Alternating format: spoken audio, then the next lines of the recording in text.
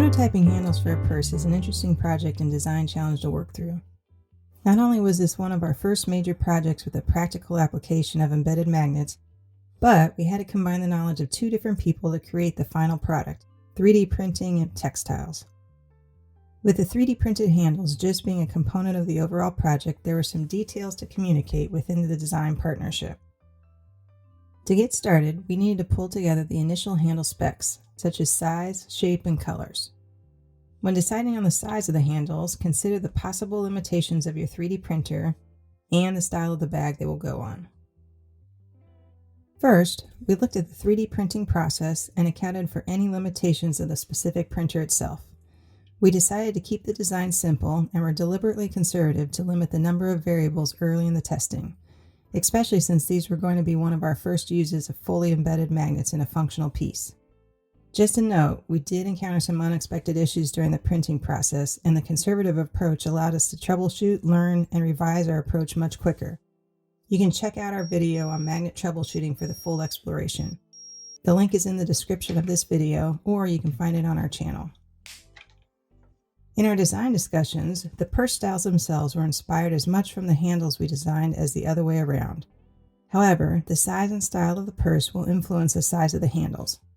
With many styles to choose from, we went with both a tote bag and a bowling bag style. The other component of handle size are the two openings on the handle.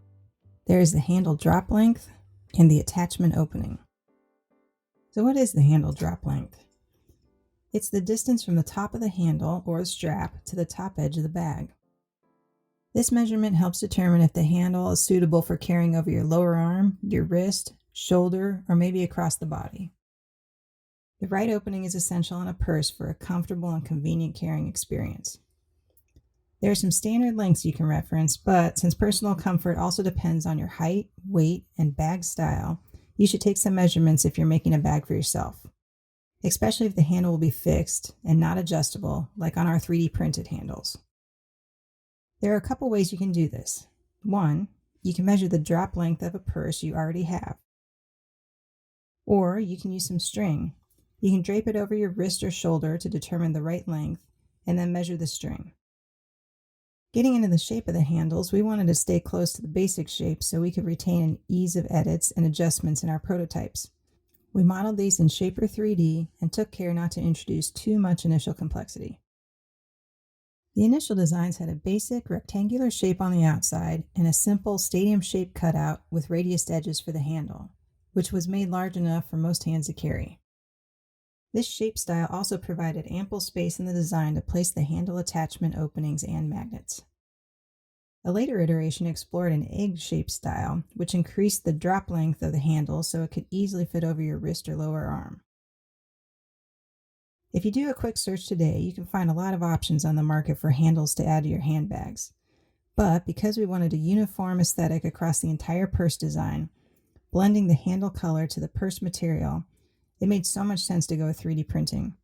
We were able to explore both color matching and tone variants. As you probably already know, the perceived color of the filament on the roll to what you get when it is printed can be different because of the way the light interacts with the layer lines or surface pattern. To be sure we get a color we want, we do a test print for reference. When it comes to attaching your handles to the purse, there are a variety of methods you can use with metal hardware, which may or may not be needed depending on what you go with. You can use the same material as a purse, or there's nylon or webbing straps. Crochet or macrame is another option, but usually leather is by far the most popular choice. Whichever method you choose to use, just know that it has a direct effect on the modeling process of the handles. Not only does it inform the size of the attachment openings, it can also have a direct correlation to the overall thickness of the handles. This is because the rods that the material will wrap around will need to be a minimum diameter so they are strong enough to handle the weight of the bag when it's loaded up. Unlike many purse handles you can buy off the shelf today, we wanted to use embedded magnets in ours, which gave us a seamless look when the handles are closed. To achieve this, we carved out cavities at the bottom of the handles, which meant we also needed to account for the size of the attachment material and the proportions of those cavities. In our prototypes, we chose to use seatbelt webbing, cork, or in one case we used the matching material of the bag. To get the correct measurements, we needed to measure the width and thickness of our attachment material, and in some cases with any additional hardware that would pass through. If your sewing kit looks anything like ours, a cloth measuring tape is a pretty standard go-to. But when working with 3D printing and Shaper 3D, exact measurements are key, and our cloth measuring tape was just not very precise, which resulted in some of our attachment openings becoming too tall. So we would recommend updating your sewing kit and grabbing yourself a pair of calipers if you don't have them already. You can make a smaller mock-up of your material to pass through the openings and measure it with precision. You can see with one of our prototypes, we made 2 attachment openings at the bottom of the handle that were large enough to pass through the seatbelt webbing with snaps attached. This would allow someone to remove and replace the handles, which opened up the possibility of a modular bag system. In another one of our prototypes, we made a long, narrow cut at the bottom as a material pass-through for attaching the handles. In our green tote purse, we used seatbelt webbing. In our white tote, we used a cork material as straps on the outside, and then attached a pocket to the end of them, which then passed through the opening. In both cases, we used rivets to secure the handles to the bags. So the coolest thing about 3D printing your purse with handles is taking advantage of embedding magnets. On the market today, you can find a pair of handles with magnets, but they're usually glued on, which means you can still see them and they have a higher chance of coming off down the road. Embedding the magnets gives you a clean, flat surface. They're durable for high use, and they allow the handles to close together cleanly, which makes it easier to carry the purse around in your hand. When thinking through the practical use of these handles, it was at this point that the magnetic strength came into consideration. There needed to be a strong enough attraction between the magnets so that they held together even with the load of a full bag, but they could still be comfortably and easily pulled apart to open the bag up. The first stadium-shaped handles had a series of disc magnets, which we found didn't have as much holding power as just a couple of pairs of long rectangular magnets did, so we began using those in subsequent prototypes. And because our initial prototypes showed us how well the embedded magnets worked when closing our bags, we explored the potential of replacing tube inserts used in material handles with magnetic inserts.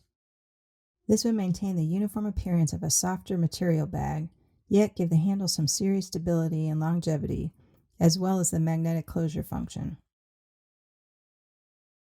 We got a lot of learnings as we went through the design process of 3D printing our purse handles, which allowed us to do quick prototyping of unique design, add embedded magnets to explore alternatives to bag closures and improve comfort in carrying the bag in your hand, as well as showing us the potential to design alternatives to what's in the market today without compromising strength or durability. We did learn that the larger the bag, the heavier it will get, so we can't just rely on the magnetic handles alone to keep the purse closed. Adding a magnetic closure to the top of the purse provided the security needed to keep it closed and comfortable to carry. You could also use a zipper that would do the trick here as well. And what can't be stated enough is the importance of prototyping the handbag with the 3D printed handles attached and taking it on several test runs around town. It helped us learn about the ideal size of the handle openings, how to adjust the magnets, and understand how to refine the handle design. Once we made the first batch of handbags, it's like an obsession, and the ideas just start flowing. There's so many other shapes and sizes and colors we'd love to continue exploring. Let us know what inspiration you've gotten, or if you just have questions for us. Are you considering using 3D printed purse handles in your next project? Let us know, we'd love to hear from you.